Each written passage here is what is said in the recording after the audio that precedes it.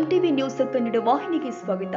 ಹುಕ್ಕೇರಿ ತಾಲೂಕಿನ ನಿಡಸೋಶಿಯ ಎಸ್ಜೆಪಿಎನ್ ಟ್ರಸ್ಟ್ ವತಿಯಿಂದ ಬೆಳಗಾವಿ ಜಿಲ್ಲಾಡಳಿತ ಮಾರ್ಗದರ್ಶನದಲ್ಲಿ ಹಾರ್ಮೇಶಿಯಾ ಪ್ರೈವೇಟ್ ಲಿಮಿಟೆಡ್ ಸಂಕೇಶ್ವರ ಹಾಗೂ ಎಸ್ಜೆಪಿಎನ್ ಪಾಲಿಟೆಕ್ನಿಕ್ ಅವರ ಸಹಯೋಗದಲ್ಲಿ ಶೂನ್ಯ ತ್ಯಾಜ್ಯ ಕುರಿತು ಜಿಲ್ಲಾ ಮಟ್ಟದ ಕಾರ್ಯಾಗಾರ ದಿನಾಂಕ 3/2/2026 ಮಂಗಳವಾರ ಬೆಳಗ್ಗೆ 11 ಗಂಟೆಗೆ ಎಸ್ಜೆಪಿಎನ್ ಟ್ರಸ್ಟ್ ನಿಡಸೋಶಿಯ ಘನತ್ಯಾಜ್ಯ ನಿರ್ವಹಣಾ ಘಟಕದಲ್ಲಿ ಆಯೋಜನೆ ಮಾಡಲಾಗಿತ್ತು. ಈ ಒಂದು ವಿಶೇಷ ಕಾರ್ಯಾಗಾರ ಕಾರ್ಯಕ್ರಮದ ವೇದಿಕೆ ಮೇಲೆ ದಿವ್ಯ ಸಾನ್ನಿಧ್ಯವನ್ನ ನಿಡಸೋಶಿ ಮಠದ ಉತ್ತರಾಧಿಕಾರಿಗಳು ಆದ ಪರಮ ಪೂಜ್ಯ ನಿಜಲಿಂಗೇಶ್ವರ ಶ್ರೀಗಳು, ಬೆಳಗಾವಿ ಜಿಲ್ಲಾ ನಗರಾಭಿವೃದ್ಧಿ ಕೋಶದ ಯೋಜನಾ ನಿರ್ದೇಶಕ ಮಲ್ಲಿಕಾರ್ಜುನ ಕಲಾದಗಿ, ಡಿಯುಡಿಸಿ ಕಾರ್ಯನಿರ್ವಾಹಕ ವಿಠಲ ತಡಸಲೂರು, ಜಿಲ್ಲೆಯ ನಗರಗಳ ಸ್ಥಳೀಯ ಸಂಸ್ಥೆಗಳ ಮುಖ್ಯಾಧಿಕಾರಿಗಳು, ಪರಿಸರ ಇಂಜಿನಿಯರ್ಗಳು, ಅಧಿಕಾರಿಗಳು ಉಪಸ್ಥಿತರಿದ್ದರು. ಕಾರ್ಯಕ್ರಮವು ದೀಪ ಪ್ರಜ್ವಲನೆ ಮಾಡುವುದರ ಮೂಲಕ ಚಾಲನೆ ಕೊಡಲಾಗಿದೆ. ಇನ್ನು ಈ ಒಂದು ಕಾರ್ಯಾಗಾರದಲ್ಲಿ ವಿಶೇಷವಾಗಿ ಹೇಳುವುದಾದರೆ ಘನತ್ಯಾಜ್ಯ ನಿರ್ವಹಣೆಯಲ್ಲಿ ಶೂನ್ಯ ತ್ಯಾಜ್ಯ ತತ್ವ ಬಳಕೆ, ಮರುಬಳಕೆ, ಮರು ಸಂಸ್ಕರಣೆ, ಪರಿಣಾಮಕಾರಿ ಕ್ರಮಗಳ ಅನುಷ್ಠಾನ ಮತ್ತು ತ್ಯಾಜ್ಯವನ್ನ ಸಂಪನ್ಮೂಲವಾಗಿ ಪರಿವರ್ತಿಸುವ ಹೊಸ ವಿಧಾನ ಕುರಿತು ಅಧಿಕಾರಿಗಳಿಗೆ ಅರಿವು ಮೂಡಿಸುವ ವಿಭಿನ್ನ ಕಾರ್ಯಕ್ರಮ ಹಮ್ಮಿಕೊಳ್ಳಲಾಗಿತ್ತು. ಕಾರ್ಯಕ್ರಮದ ಪ್ರಾರಂಭದಲ್ಲಿ ಹಸಿ ಕಸದಿಂದ ರಸ ಮತ್ತು ಕಸದಿಂದ ಗೊಬ್ಬರ ಮಾಡುವ ವಿಧಾನಗಳ ಬಗ್ಗೆ ನಿಜಲಿಂಗೇಶ್ವರ ಶ್ರೀಗಳು ಡೆಮೋ ತೋರಿಸುವುದರ ಮೂಲಕ ಅಧಿಕಾರಿಗಳಲ್ಲಿ ಅರಿವು ಮೂಡಿಸುವ ವಿಶೇಷ ಪ್ರಯತ್ನವನ್ನ ಮಾಡಿದ್ರು.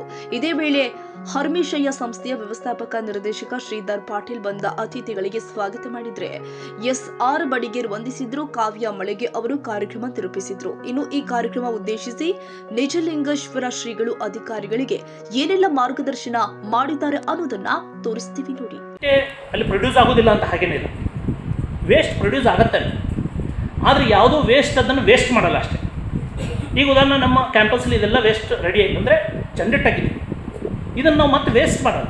ಇದನ್ನು ನಾವೇನು ಮಾಡ್ತೀವಿ, ಮರುಬಳಕೆ ಕಳಿಸ್ತೀವಿ ಅಥವಾ ರೀಸೈಕ್ಲಿಂಗ್ ಕಳಿಸ್ತೀವಿ. ಅದೇನಾಯಿತು, ಅದು ಜೀರೋ ವೇಸ್ಟ್. ವೇಸ್ಟನ್ನು ನಾವು ವೇಸ್ಟ್ ಮಾಡಲ್ಲ, ಅದು ಜೀರೋ ವೇಸ್ಟ್. ಜೀರೋ ವೇಸ್ಟ್ ಅಂದರೆ ವೇಸ್ಟ್ ಉತ್ಪತ್ತಿ ಹಾಗಲ್ಲ.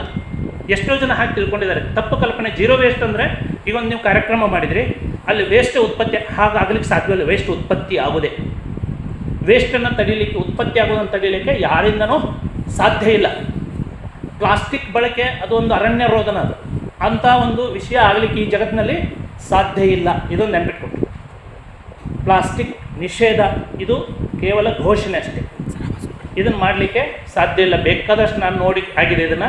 ಇದು ಸುಮ್ಮನೆ ನಾವೊಂದು ಮಾತಾಡೋದು, ಒಂದು ಚಂದಕ್ಕೆ ಮಾತಾಡೋದು, ನೀರಿನ ಲೋಟ ತಂದಿಡೋದು, ಅದೆಲ್ಲ ಸುಮ್ಮನೆ. ಇದರಿಂದ ಯಾವ ಪ್ರಯೋಜನವೂ ಇಲ್ಲ. ಫ್ರ್ಯಾಂಕಾಗಿ ಮಾತಾಡೋಣ, ಪ್ಲಾಸ್ಟಿಕ್ಕಿಂದ ಯಾವ ಸಮಸ್ಯೆ ಇಲ್ಲ. ಸಮಸ್ಯೆ ಇರೋದು ನಮ್ಮ ಮನಸ್ಸೊಳಗೆ. ಪ್ಲಾಸ್ಟಿಕ್ಕನ್ನು ಅವೈಜ್ಞಾನಿಕವಾಗಿ ಬಿಸಾಡಿದ್ರೆ ಮಾತ್ರ ಪ್ರಾಬ್ಲಮ್. ಪ್ಲಾಸ್ಟಿಕ್ ಒಂದು ಇಂಥ ವಸ್ತು, ಎಷ್ಟು ಬೇಕಾದ ಸಲ ರೀಸೈಕಲ್ ಮಾಡ್ಬೋದು. ನಾನು ಮಂಗಳೂರಲ್ಲಿ ಭಾಳಷ್ಟು ಈ ಥರದ ಕಾರ್ಯಕ್ರಮಗಳು ಕರೆಯೋರು, ವಿಶೇಷವಾಗಿ ಪೊಲ್ಯೂಷನ್ ಕಂಟ್ರೋಲ್ ಬೋರ್ಡ್ ಅವರು, ಮಹಾನಗರ ಪಾಲಿಕೆಯವರೆಲ್ಲ ಕರೆಯೋರು.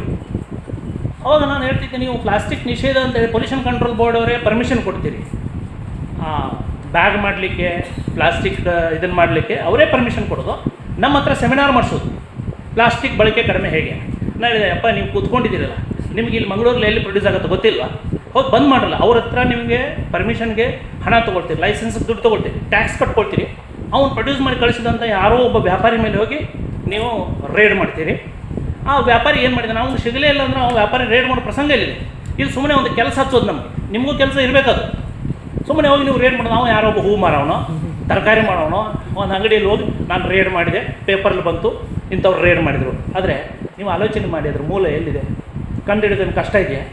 ಕಷ್ಟ ಇಲ್ಲ. ಆದರೆ ಯಾಕೆ ನಡೀತಾ ಇದೆ? ಸುಮ್ಮನೆ ನಿಮ್ಮದು ಸಮಯ ವ್ಯರ್ಥ, ನಮ್ಮಂಥವ್ರ ಸಮಯನೂ ವ್ಯರ್ಥ.